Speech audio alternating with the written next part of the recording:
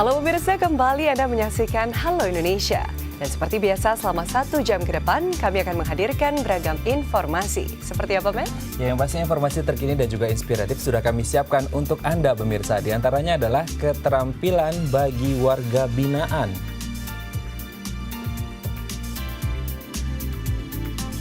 Ada pula manfaat mengonsumsi makanan vegetarian.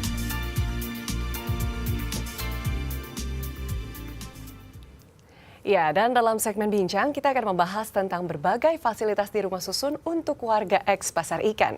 Dan inilah Halo Indonesia selengkapnya.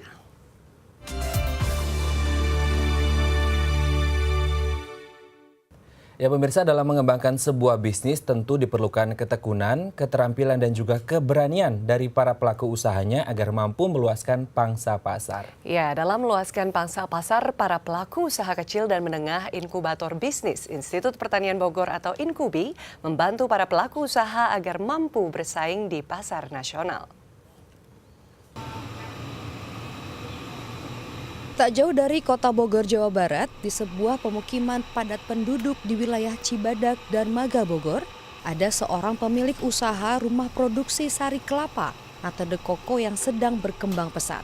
Dalam sehari, rumah produksi sari kelapa ini mampu memproduksi 5 ton lembaran daging kelapa yang menghasilkan 5.000 dus sari kelapa siap konsumsi. Keuntungan yang diraup dari usaha ini pun tak kurang dari 200 juta rupiah per bulan. Adalah Apri Susi, usahawan yang merintis rumah produksi makanan atau The Coco sejak tahun 1997. Bermodalkan pengetahuan dasar mengolah sari kelapa yang terbatas serta uang sebesar Rp50.000, Susi mencoba mengembangkan usahanya dengan bergabung bersama Inkubator Bisnis Institut Pertanian Bogor atau Inkubi pada tahun 1999. Inkubi merupakan wadah yang membina dan mengembangkan kemampuan pelaku usaha kecil. Susi diberikan bantuan tambahan modal dan alat produksi, serta peningkatan keterampilan administrasi usaha. Selama 5 tahun, Susi mengikuti pelatihan dan promosi produk sari kelapanya ke berbagai pameran yang diinisiasi oleh Inkubi. Hingga pada tahun 2004, Susi mampu mendirikan rumah produksi sari kelapanya sendiri. Di inkubator saya mendapatkan banyak pelatihan, bisa berupa pelatihan administrasi, pelatihan untuk marketing dan sebagainya. Dan selain itu saya juga dikasih tempat di ruangan yang memang diuntukkan untuk tenan inkubator IPB waktu itu. Alhamdulillah setelah 2004 saya bisa mandiri, punya lokasi sendiri, punya bangunan sendiri, dan sampai saat ini alhamdulillah usaha saya sudah berkembang. Ya, kesuksesan Susi tak lepas dari pembinaan Inkubi secara berkelanjutan. Sejak berdiri pada tahun 1994, Inkubi memberikan pembinaan dan bantuan modal usaha kepada para pelaku usaha kecil di wilayah lingkar kampus IPB. Tujuannya agar para pelaku usaha dapat bersaing secara global. Kini, Inkubi merangkul 190 pelaku usaha kecil tak hanya di wilayah Jawa Barat, namun juga di DKI Jakarta. Nah, dalam kasus inilah maka para pengusaha yang baru berdiri ini perlu kita inkubasi. Ya, itulah yang disebut dengan inkubator bisnis, yaitu sebagai wadah intermediasi untuk memberikan bantuan, pendampingan day to day kepada para pengusaha pemula agar mereka bisa katakanlah mengembangkan produknya sehingga produknya bisa berkualitas, efisiensinya bisa semakin ditingkatkan, kemudian desain kemasannya menarik.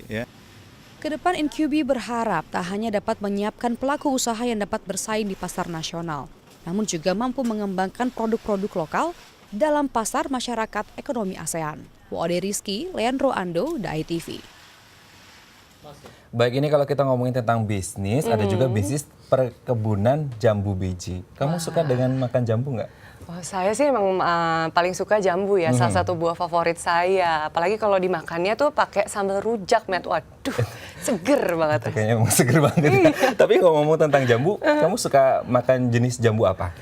Kalau saya favoritnya jambu biji, karena selain enak banyak juga manfaatnya. Nah, betul banget ya. Nah, ini ada salah satu desa di Cikarawang, Jawa Barat. Ini ada berkebun jambu biji tapi tanpa biji. Waduh, unik banget ya. Tuh? Penasaran nggak seperti apa? Yuk kita cari tahu jawabannya bersama dalam tayangan berikut. Halo pemirsa, tentu Anda di rumah sudah tidak asing lagi ya dengan yang namanya buah jambu. Ya, masyarakat Indonesia sering sekali mengonsumsi buah jambu dari berbagai varietas, dari jambu monyet hingga jambu biji. Nah, di tempat saya sekarang berada, saya akan mengajak Anda untuk melihat budidaya jambu biji tanpa biji. Seperti apa ya keunikannya ya? Yuk kita lihat. Hari ini saya berkesempatan mengunjungi Agribusiness Development Station ADS di Desa Cikarawang, Jawa Barat yang dikelola oleh Institut Pertanian Bogor untuk melihat inovasi pembudidayaan jambu kristal. Ya, jambu kristal adalah varietas buah jambu yang diperkenalkan oleh Misi Teknik Pertanian Taiwan pada tahun 2007. Jambu kristal ini sebenarnya termasuk ke dalam kelompok jambu biji. Tapi jika pada umumnya daging buah jambu biji berwarna merah muda, daging buah jambu kristal berwarna putih, garing, dan tidak mengandung banyak air. Dan uniknya, jambu kristal ini tidak memiliki biji, seperti pada buah jambu biji umumnya. Di lahan seluas 2 hektar inilah buah jambu kristal dibudidayakan. Dalam membudidayakan jambu kristal, ADS menerapkan teknik cangkok dan sambung pucuk. Dengan kedua teknik ini, jambu kristal dapat tumbuh sempurna meskipun ditanam di wilayah tropis. Dengan memperkerjakan 15 orang pekerja yang merupakan warga desa Cikarawang, setiap tahunnya ADS mampu memanen 30 ton jambu kristal yang dipasarkan ke wilayah Jabodetabek. Kita sudah mencoba masuk ke pasar-pasar modern juga ke pasar-pasar yang non supermarket.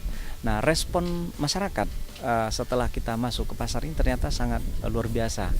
Orang yang sudah mencoba jambu kristal kita pingin mengulang lagi, pingin mencoba lagi, pingin konsumsi lagi. Nah, sehingga apa yang sudah kita produksi masih belum mencukupi untuk pasar yang tersedia, baru untuk Jabodetabek aja masih kurang. Setelah dipanen, buah jambu kristal kemudian dibawa ke lokasi pengolahan untuk ditimbang dan disortir berdasarkan ukuran serta kemulusan buahnya. Buah jambu diklasifikasikan ke dalam 3 kelas, yaitu kelas A, B, dan C. Jambu kristal dengan kualitas kelas A biasanya dipasarkan ke toko-toko swalayan. Sedangkan buah jambu kristal dengan kualitas kelas B dan C dipasarkan ke pasar-pasar tradisional. Buah jambu yang telah disortir kemudian dibungkus dengan plastik berlabel untuk dipasarkan ke sejumlah pasar di wilayah Jabodetabek.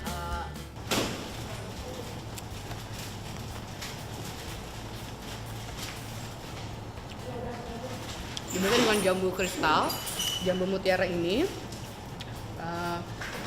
teksturnya lebih padat, tapi lembut dan masih terasa biji-bijinya. Tapi untuk yang jambu kristal, yang seperti ini, dia bisa terlihat sama sekali tidak ada biji.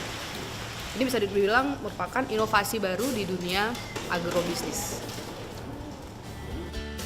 Di perkebunan ini, buah jambu kristal tak hanya dipanen dan dipasarkan, bibitnya pun disediakan untuk ditawarkan ke masyarakat. Tujuannya agar pohon jambu kristal tak hanya tumbuh di desa Cikarawang saja, namun juga bisa dikembangkan di Indonesia dan menjadi varietas baru jambu lokal. Wode Rizky, Leandro Ando, DAI TV.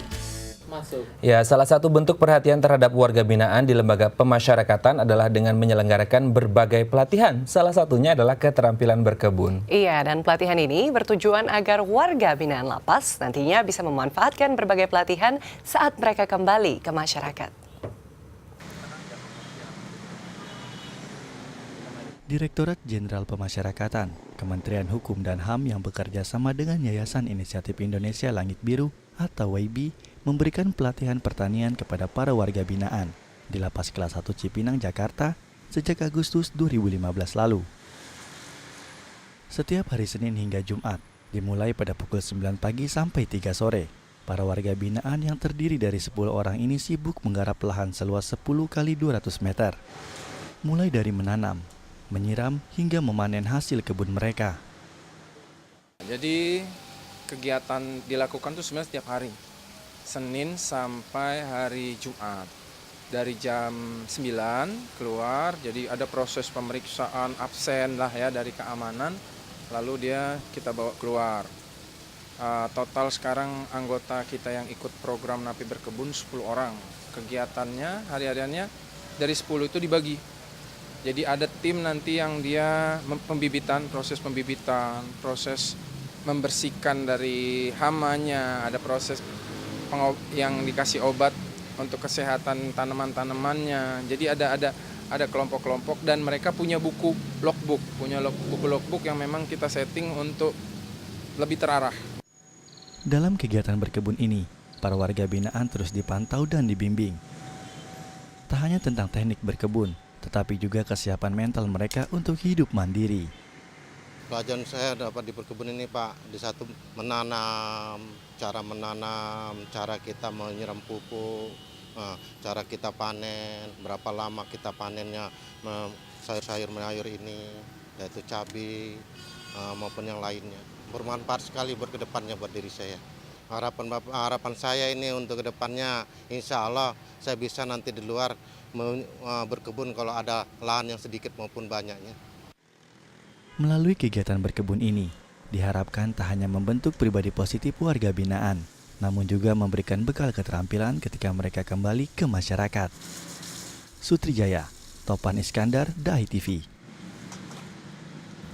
Baik, kita beralih ke informasi lainnya, pemirsa. Sungai Ciliwung yang melintasi Kabupaten Bogor, Kota Depok, dan Jakarta merupakan sungai yang mengalami kerusakan terparah dibandingkan dengan sungai-sungai lain yang melintasi ibu kota.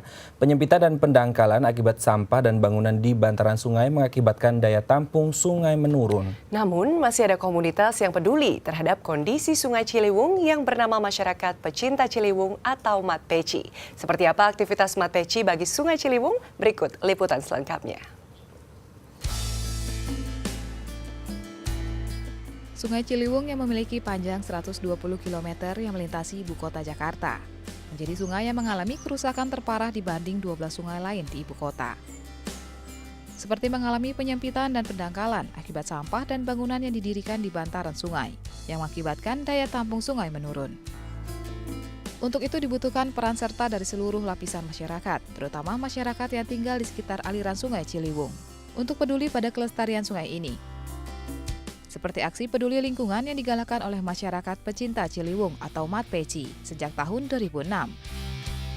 Anggota komunitas MATPECI rutin menanam pohon di bantaran sungai, serta membersihkan sampah di sepanjang aliran sungai.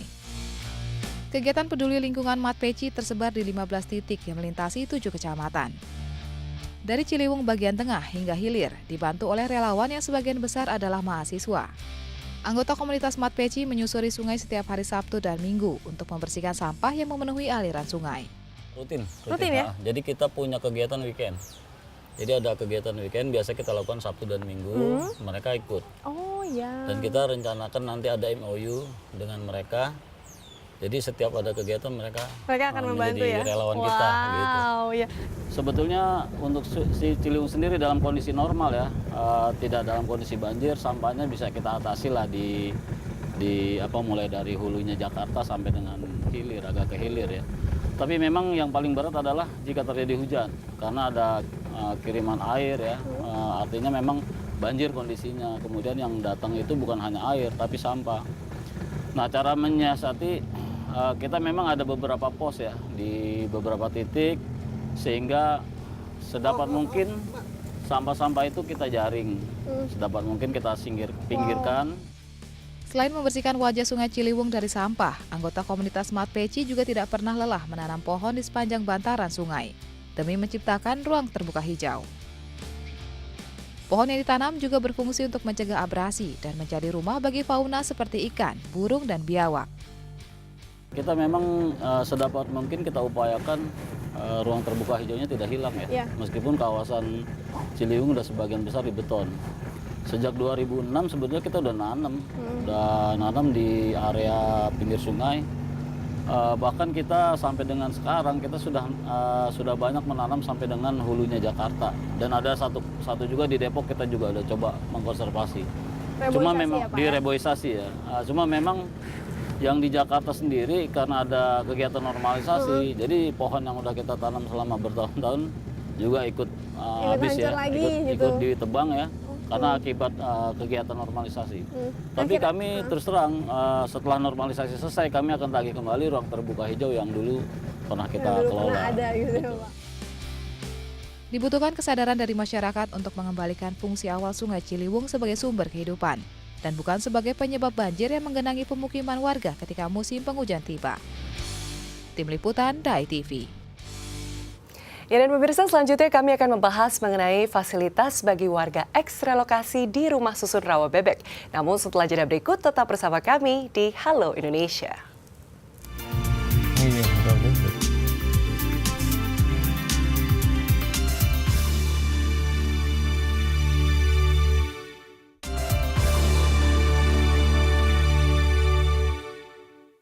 Baik, Anda masih bersama kami di Halo Indonesia dan kita sudah masuk di segmen Bincang. Dan hari ini kita akan membahas tentang kehidupan warga di sebuah rusun yang kemarin sempat menjadi perbincangan hangat di seluruh Indonesia, khususnya di Jakarta, yaitu Rusun Rawa Bebek. Nah, sekarang ini warga eks Pasar Ikan dari Penjaringan Jakarta Utara sudah mulai kembali melanjutkan hidup nih. Iya, betul. Mereka sudah kembali bekerja, berusaha, kemudian anak-anaknya juga sudah mulai sekolah ya. Dan tentunya aktivitas sudah bisa berjalan seperti biasa ya. Seperti biasa, seperti mereka dulu ada di Pasar Ikan ya. Betul. Nah, untuk membahas lebih lanjut tentang bagaimana kehidupan warga dan juga anak-anak yang sudah mulai sekolah dan pekerjaan atau usaha apa saja yang sudah mereka lakukan, telah hadir bersama kami di studio Halo Indonesia Ibu Ani Suryani selaku Kepala Unit Pengelola Rusun Rawa Bebek. Namun sebelum kita berbincang lebih lanjut dengan beliau, kita saksikan dulu tayangan berikut. Pada awal April 2016, sebanyak 210 kepala keluarga warga eks Pasar Ikan telah pindah ke Rusunawa Rawa Bebek, Cakung, Jakarta Timur.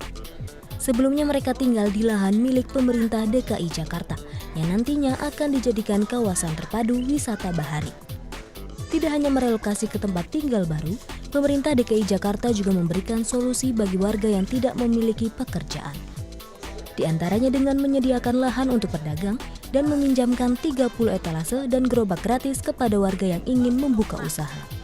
Sebanyak 20 warga eks Pasar Ikan kini sudah menempati lahan dagang di lantai dasar Blok F dan Blok A serta lapak di depan Rusunawa Rawa Bebek. Jenis usaha dagang yang dijalankan warga eks Pasar Ikan cukup bervariasi. Mulai dari jajanan ringan, pulsa, aneka makanan, kebutuhan rumah tangga, hingga berbagai jenis minuman. Saat ini warga yang berdagang di lokasi yang disediakan belum dipungut biaya sewa. Nantinya mereka hanya akan dikenakan biaya kebersihan sebesar Rp50.000 per bulannya. Baik, ini kalau kita lihat memang aktivitas sudah kembali normal seperti biasa ya. Mereka sudah mulai kerja, mulai ada juga buka usaha. Anak-anak juga kayaknya sudah punya lapangan bermain yang jauh lebih luas daripada sebelumnya ya. Betul, bisa lari-larian ya, sini ya. tanpa harus sempit-sempitan di pasar. Betul sekali, jadi senang lihatnya ya. Oke, kita langsung sapa narasumber kita hari ini, ada Ibu Ani. Halo Ibu Ani. Halo, selamat datang di Halo Indonesia Bu Ani. Ini kalau kita lihat, warga pindah dari Pasar Ikan Penjaringan Jakarta Utara ke Rusun Rawa Bebek di Cakung Jakarta Timur ini jaraknya kurang lebih adalah 25 kilo ya. Yang menjadi pertanyaan, apakah ada perbedaan ketika mereka sudah datang ke Rusun Rawa Bebek dengan aktivitas sehari-hari? Mungkin mereka ada yang kerja di Penjaringan atau yang lain-lain. Adakah perbedaan yang sangat mencolok dari warga Bu Ani? Ya, tentu aja ya kan. Karena mereka biasa di sana kan kegiatannya nelayan, kan, kemudian berjualan ikan, kemudian harus dipindah ke Rusun Rawa Bebek, tentunya ada hal-hal yang harus berubah dari mereka. Gitu. Ya, kami sebagai pengelola rusun berusaha untuk bagaimana agar mereka tidak pesimis gitu dengan relokasi ini. Ya, kami berusaha misalnya untuk kepala rumah tangganya atau bapak-bapaknya, kami tidak melarang mereka untuk tetap berusaha di sana. Jadi mereka ada yang sudah pindah nih, kepala keluarga itu ada yang masih di sana menjadi nelayan. Jadi mereka kadang pulang 3 hari sekali, ada yang seminggu sekali. Tetapi istri dan anak-anaknya sudah pindah ke rusun. Bolak-balik ya. Bolak-balik. Saat ini ada berapa kepala keluarga Bu total yang menempati Rusun Rawa Bebek? Dari 216 kakak yang sudah kita undi, yang sudah menempati rusun itu ada 150 yang sudah pindah. Sisanya mereka masih mungkin di sana masih ada hal-hal yang harus diselesaikan ya. Tapi kami tetap tunggu. Oke, tapi kalau kita coba melihat data kembali apa yang terjadi di eks Pasar Ikan, ada kurang lebih 396 kakak kepala keluarga ya. Yang menjadi pertanyaan, ketika ada 150, ini kan hampir lebih dari 250 lebih yang belum mendapatkan tempat. Apakah memang kemudian nanti akan ditampung di Rusun Rawa Bebek atau seperti apa? 316 yang memang warga harus mendapatkan rusun. Itu tidak di Rawabebek semua. Kebetulan di Rawabebek kuotanya adalah 216. Sisanya sudah direlokasi ke rusun yang lain. Ke Marunda itu ada 118, ke Muara Baru 15 dan sebagainya. Dan kita Rawabebek memang mendapatkan kuota 216 itu. Baik. Nah, Bu, ini kalau bicara soal relokasi, pastinya kan selalu ada pro dan kontra dan ada polemik di dalamnya. Memang sebagian warga itu pasti ada yang merasa senang, ada juga yang mungkin setengah hati ketika dipindahkan ke hunian yang baru. Dari mereka sendiri, apakah sudah ada kesadaran, Bu, bahwa memang untuk memulai suatu usaha katakanlah di tempat yang baru itu tidak bisa langsung ramai, mungkin harus sepi dulu awal mulanya? Iya, itu pasti. Itu adalah masalah yang paling penting sebetulnya. Apabila dilakukan relokasi dari satu tempat yang mereka di sana sudah 30 tahunan, dengan kondisi lingkungan yang mereka sudah kenal, walaupun menurut kita itu tidak nyaman, tetapi kalau bagi mereka sudah nyaman di sana, kemudian mereka harus dipindahkan gitu kan, ke tempat yang baru, pasti perlu adaptasi yang sangat-sangat kita harus memahami kondisinya.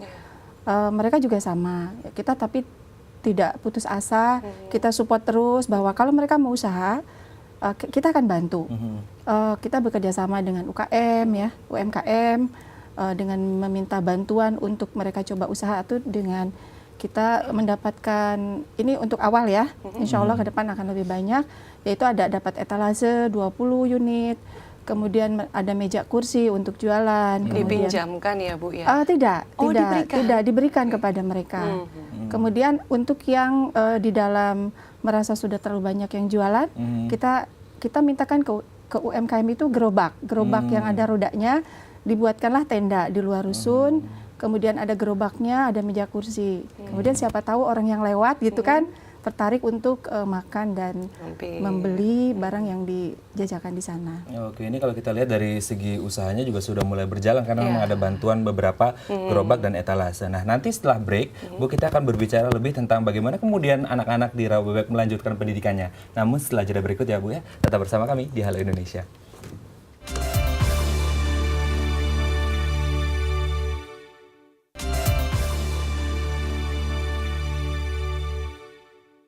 Baik, Anda masih bersama kami di Bincang Halo Indonesia. Kita kembali membahas tentang Rusun Rawabebek yang memang sekarang sepertinya hampir sebagian besar warga di sana, kalau menurut tim Halo Indonesia ini rata-rata sudah mulai merasa nyaman. Karena memang kalau dilihat dari ruang atau kamar unitnya kan sudah bersih nih. Betul. Ya, memang bersih karena memang masih baru. Bahkan banyak warga yang bilang ini kamar rusunnya masih bau cat. Iya, mirip apartemen bahkan dengan fasilitasnya ya. Oke, kita kembali ke Bu Ani. Bu Ani, dengan tipe 24 ya, ruang utama tanpa sekat, kemudian kamar tidur dan 2 kamar mandi gitu, tanpa dapur sebenarnya, kemudian untuk jemuran, tapi kemudian akhirnya jadi dapur kan gitu. Nah, tapi warga sudah mulai nyaman sekarang. Bagaimana kemudian membuat warga, apa memang ada sosialisasi khusus untuk ayo kita sama-sama hidup nyaman di sini, atau memang warga akhirnya merasakan bahwa tinggal di Rusun Rawabebek ini memang nyaman?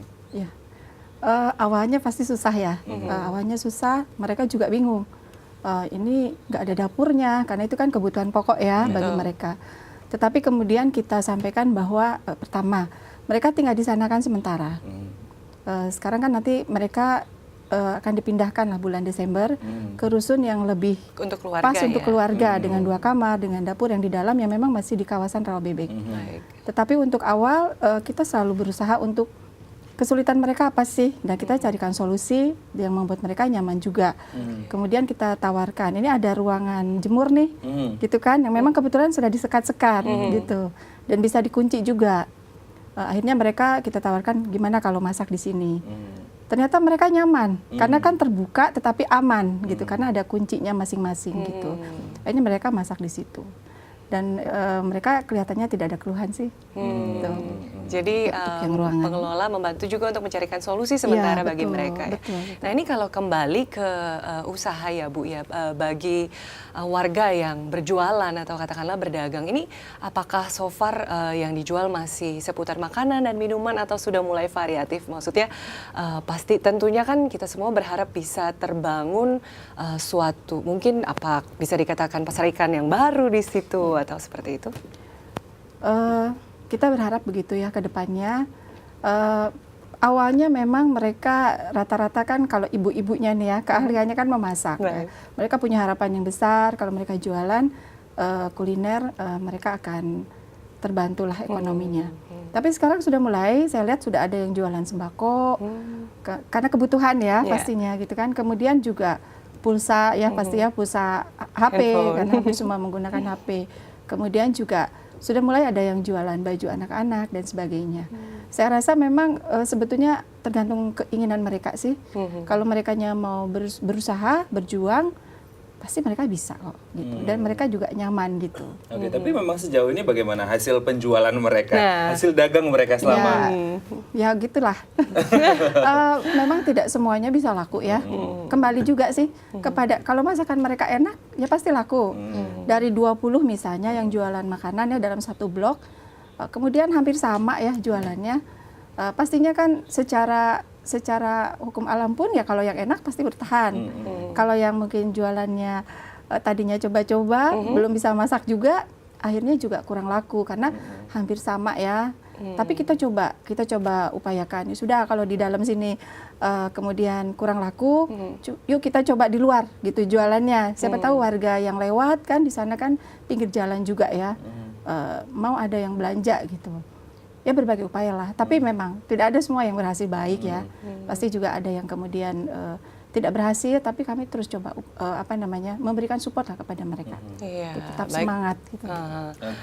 Matt dan pemirsa, tentu menarik sekali tadi kita membicarakan mengenai UMKM bagi warga di Rusun Rawabebek nih. Pemirsa, sekarang selanjutnya kita akan menyimak tayangan berikut mengenai pendidikan di Rusun Rawabebek.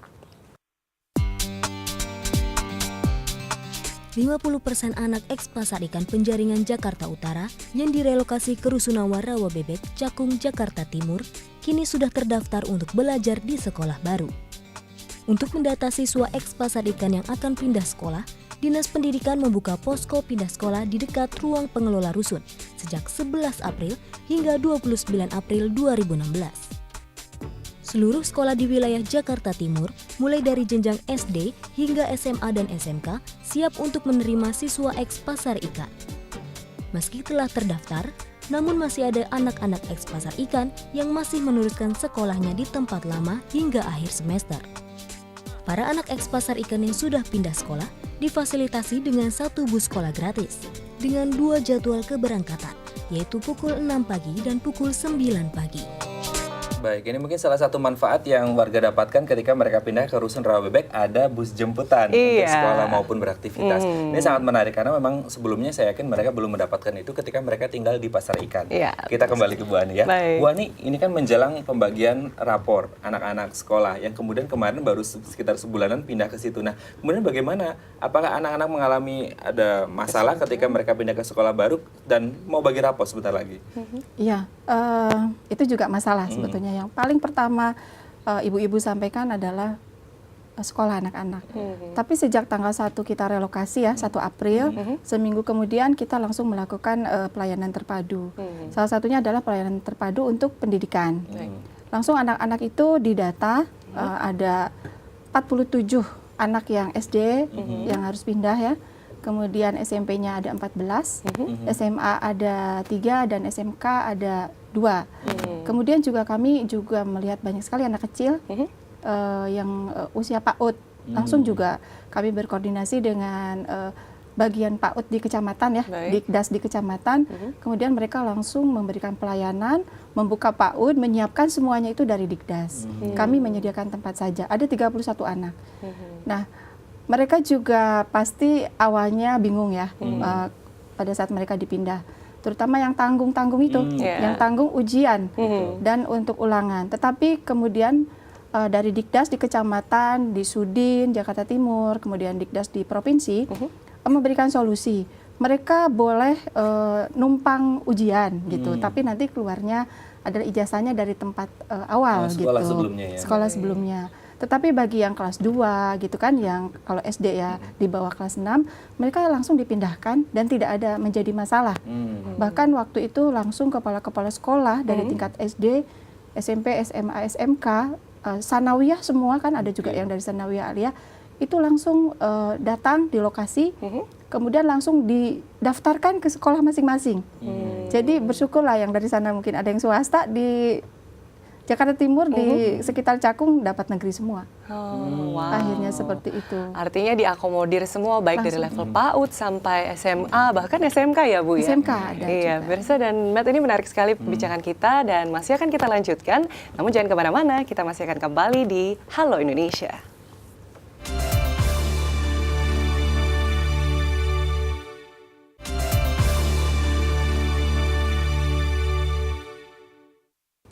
Baik, Anda masih bersama kami di Bincang Halo Indonesia, dan kalau tadi kita coba menilik di segmen pertama kita berbincang dengan Bu Ani, ada statement yang menyatakan bahwa sebenarnya Rusun Rawa Bebek ini memang bukan untuk keluarga sebenarnya. Betul. Karena memang kebetulan saya juga pernah melintas di sana, itu di samping-samping Rusun Rawa Bebek itu ada beberapa tower lagi yang memang sedang dibangun untuk yang tipe 36 yang memang khusus untuk keluarga. Betul. Karena memang Rusun Rawa Bebek yang sekarang adalah tipe 24 itu khusus untuk bujang dara sebenarnya. Iya, dan diperkirakan juga akan rampung akhir tahun ini ya. Oke. Apakah masih sesuai target seperti itu, Bu? Ya. Kalau yang kan sekarang juga sedang ada yang dibangun oleh Sumarekon, kewajiban pengembang. Ada 4 tower, 400 unit, itu sudah hampir selesai. Ya, insya Allah akhir Mei ini sudah ada relokasi ke sana. Wow, berarti lebih cepat dari target sedikit malah. Bukan, ada satu lagi 4 blok lagi baik. yang akan selesai juga tahun ini tapi Desember. Oke. Nah itu rencananya yang dari pasar ikan sekarang ada di rusun yang untuk bujangan akan dipindahkan ke yang nanti bulan-bulan Desember selesai. Gitu. Berarti nanti yang menempati Rusun Rawa Bebek adalah bujangan ya, seperti saya. Berminat ya. Oke, Udah Bu, booking. ini menurut beberapa warga yang sudah tinggal di Rusun Rawa Bebek, ada yang bicara, ada yang bilang bahwasanya ada beberapa ya gangguan dalam hal alam.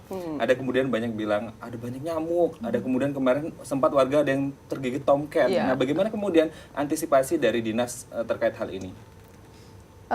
Kita pasti berusaha ya untuk menyelesaikan atau menangani hal itu. Kalau nyamuk, kami berusaha untuk sampaikan bahwa disemprot lah gitu kan, itu kan masuk ke unit masing-masing.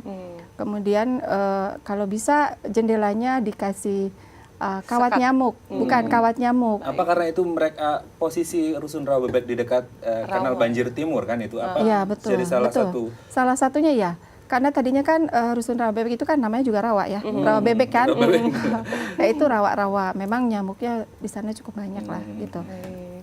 Kemudian ya kita sarankanlah berbagai hal. Kemudian kalau ada yang agak parah digigit nyamuknya, kan di sana ada puskesmas. Langsung paginya biasanya ke puskes. Ya disarankan sama puskesmas paling ya disemprot atau dikasih obat oles ya, yang untuk nyamuk.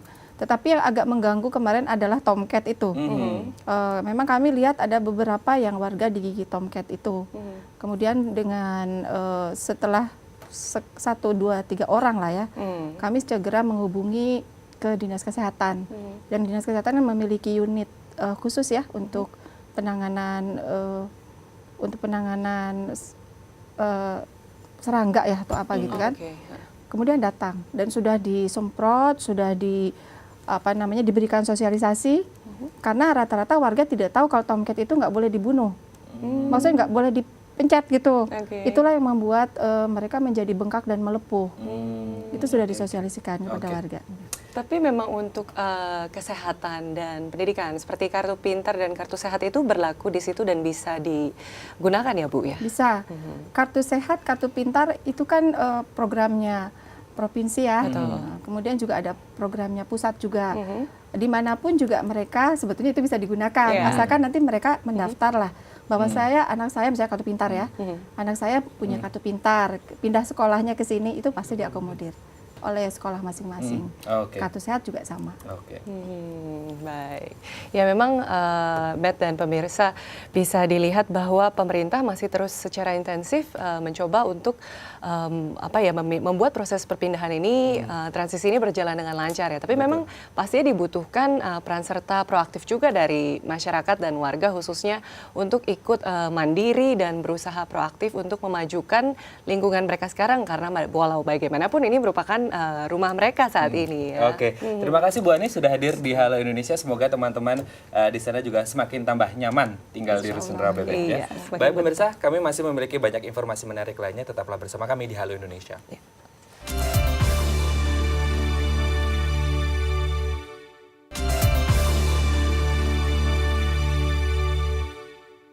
Ya pemirsa, angklung bukan hanya alat musik tradisional yang berasal dari daerah Jawa Barat. Ada beberapa alat musik tradisional lainnya. Salah satunya adalah celempung bambu. Seperti apa? Berikut liputannya.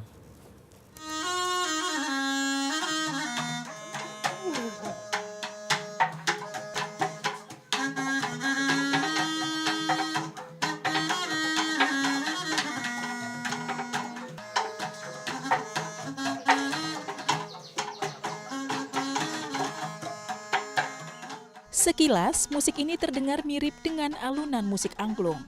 Namun ternyata ini adalah permainan alat musik tradisional bernama celempungan bambu khas Jawa Barat. Sayangnya keberadaan alat kesenian yang telah ada sejak zaman Kerajaan Sunda Pajajaran saat ini kurang mendapat perhatian dan kurang peminat. Dan hanya sebagian orang saja yang masih memainkan dan melestarikan alat kesenian tradisional ini. Di Saung Panglawung Rangsa yang di Kelurahan Dago, Kecamatan Coblong, Kota Bandung, alat kesenian bambu ini masih dimainkan hingga saat ini. Sejak tahun 2000, saung ini masih fokus melestarikan, mengembangkan alat kesenian yang sering digunakan saat acara adat Sunda. Untuk kreativitas ini ya dipentaskan gitu, tiap ada pertunjukan di sini ada suka dipentaskan, suka diangkat seni-seni tradisi yang udah hampir punah gitu. Cara memainkan celempungan sangatlah sederhana, yakni dengan cara memukul celempung bambu yang telah dirakit. Namun tidak bisa sembarang pukul, dibutuhkan teknik khusus untuk bisa menghasilkan alunan musik yang enak didengar. Hasil karya pembuatan celempungan bambu milik Saung Panglawung Rangsa telah banyak diekspor ke luar negeri. Tercatat beberapa negara seperti Jepang, Malaysia, dan Amerika telah dijajaki oleh alat kesenian khas Jawa Barat ini. Ahmad Effendi, Yoga Pratama, DAI TV. Pemirsa, vegetarian merupakan salah satu gaya hidup yang mulai banyak dilakukan masyarakat. Namun sayangnya belum banyak restoran khusus yang menyajikan menu-menu vegetarian di tanah air. Ya, di Kota Kembang, Bandung, Jawa Barat ada sebuah restoran berjudul Kehidupan Tidak Pernah Berakhir yang khusus menyajikan menu vegan yang lezat dan juga ekonomis.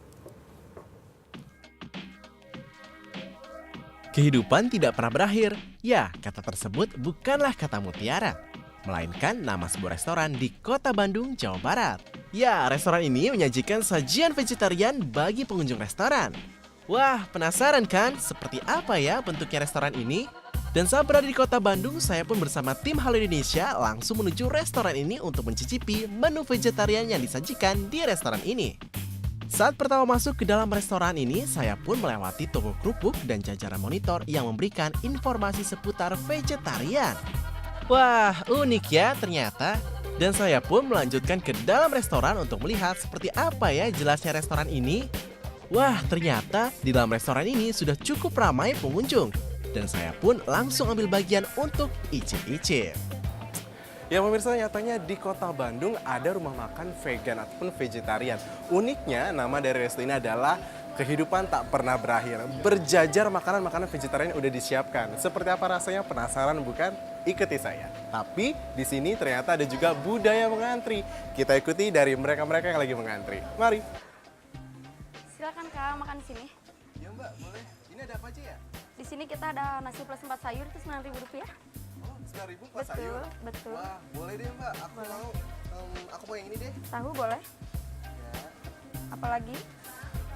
Aku mau ini juga. Tempe. Aku mau itu. Ini.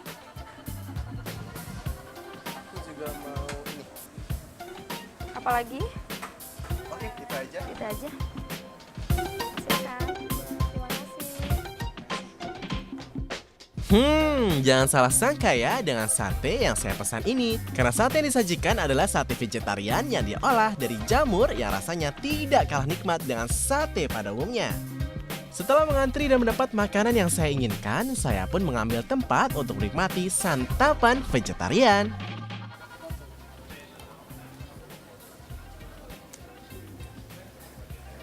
Halo Pak. Waduh. Apa kabar Pak? Baik. Makasih Pak. Pak, ini apa nih?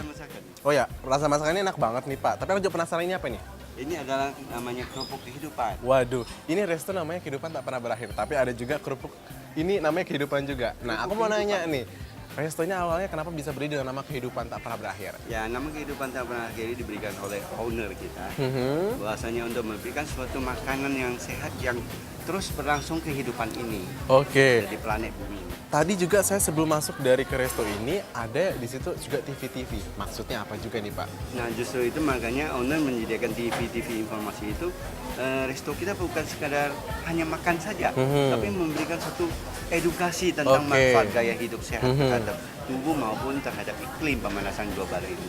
Waduh, jadi ini makanan udah sehat, restonya udah memberikan informasi juga banyak, tentunya lengkap ya Pak. Oke Pak, terima kasih banyak. Ya, dan pemirsa tadi pokoknya enak banget ya bisa makan sehat dan juga tentunya banyak informasi di Resto Kehidupan Tak Pernah Berakhir. Datang aja Kota Bandung dan mampir ke sini tentunya. Akhirnya saya Ahmad Effendi dan juga Yoga Pratama melaporkan untuk The ITV. Iya, Matt, memang sekarang banyak orang yang memilih kembali hidup berdampingan dengan alam ya. Dan memang salah satunya yaitu dengan menjadi seorang vegetarian. Dan banyak nih alasan yang digunakan sebagian orang untuk menjalani pola makan ini. Ya, seperti alasan kesehatan atau filosofis yang membuat orang enggan menghindari protein hewani. Lalu seperti apa pengakuan dari para pelaku vegetarian yang sudah lama menjalani program ini? Berikut liputannya. Menjadi seorang vegetarian merupakan salah satu pilihan untuk hidup sehat. Mereka yang bervegetarian hanya akan mengonsumsi asupan makanan nabati dan meninggalkan protein dari hewani. Gaya hidup vegetarian selain menyelamatkan satwa ternyata juga memiliki banyak manfaat yang menguntungkan. Pola makan vegetarian dilakukan dengan mengonsumsi makanan yang berasal dari tumbuh-tumbuhan dan kacang-kacangan. Dengan demikian, tubuh akan mudah mencerna makanan karena banyak serat, mineral, dan vitamin yang terkandung. Banyak pengakuan dari sebagian masyarakat yang merasakan hidup bervegetarian. Karena dengan mengurangi konsumsi daging, berarti juga mengurangi asupan lemak dan kolesterol berlebih. Saya coba untuk apa sih vegetarian itu gitu ya. Ternyata luar biasa ya, luar biasa saya bilang. Selama ini saya makan daging kambing segala macam, tensi tinggi, kolesterol tinggi, asam urat tinggi gitu kan. Tapi setelah saya mencoba untuk jadi vegetarian, udah mulai kerasa tuh enak badan gitu kan. Jadi badan udah mulai agak stabil, dari 90 kilo sekarang turun jadi 83. Manusia ususnya tuh pendek. Ya.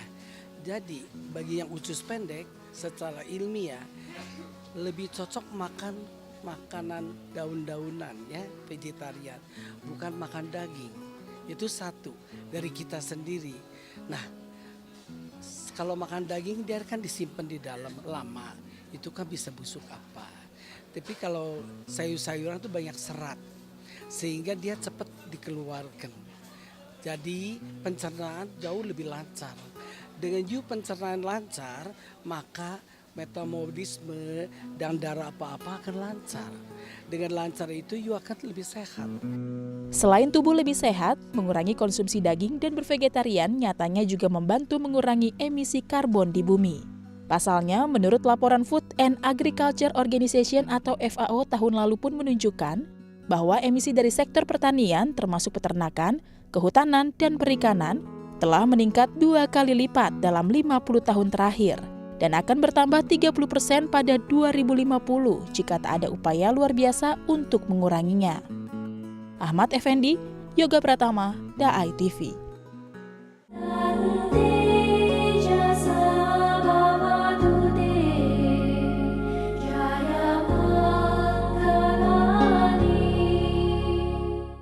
Ya, hari Minggu lalu Yayasan Buddha Suci Indonesia merayakan 3 hari besar, yaitu Hari Raya Waisak, Hari Ibu Internasional, dan juga Hari Suci Internasional.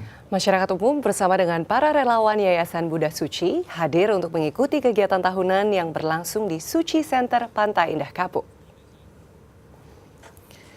Ya, setiap tahunnya di minggu kedua bulan Mei, umat Buddha yang tergabung dalam Yayasan Buddha Suci memperingati 3 hari besar, yakni peringatan Hari Raya Waisak, Hari Ibu Internasional, serta Hari Suci Sedunia. Di Jakarta, Yayasan Buddha Suci Indonesia menggelar peringatan 3 hari besar tersebut pada hari Minggu 8 Mei 2016 di Stadion Suci Center Pantai Indah Kapuk, Jakarta Utara. Kegiatan tersebut diikuti oleh 4.396 peserta, baik relawan maupun masyarakat umum. Peringatan Waisak tahun ini bertepatan dengan 50 tahun kiprah Yayasan Buddha Suci di dunia dan menjadi simbol untuk membalas budi luhur Buddha, orang tua, serta semua makhluk hidup. Selain di Jakarta, para relawan Yayasan Buddha Seci di beberapa kantor penghubung di Indonesia juga menggelar kegiatan yang sama dengan melibatkan para relawan, komite, dan juga masyarakat umum.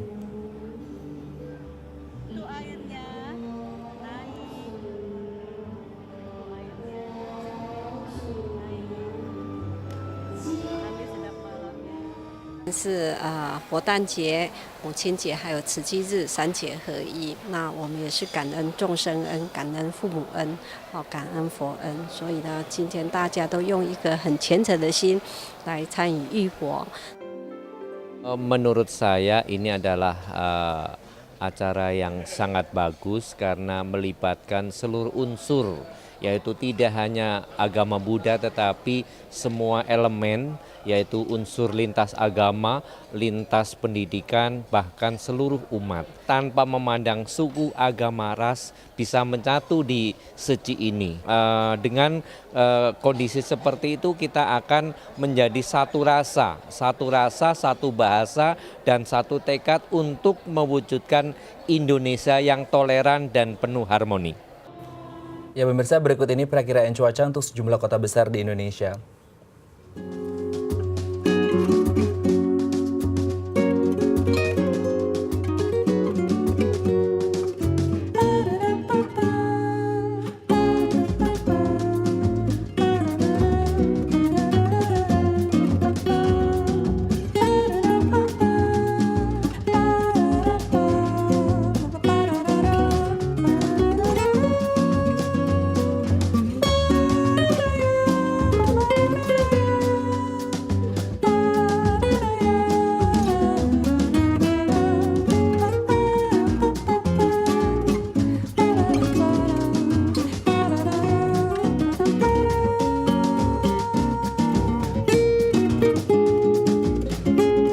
Ya pemirsa, sekian perjumpaan kita hari ini. Saksikan terus Halo Indonesia dari Senin hingga Jumat di waktu yang sama. Ya, jangan lupa follow Twitter kami di @daya_tv dan @haloindo.itv. Dan akhir kata saya Lorena Evelyn. Dan saya Dadan Madlias mewakili seluruh kru yang bertugas pamit undur diri. Sampai jumpa dan selamat beraktivitas.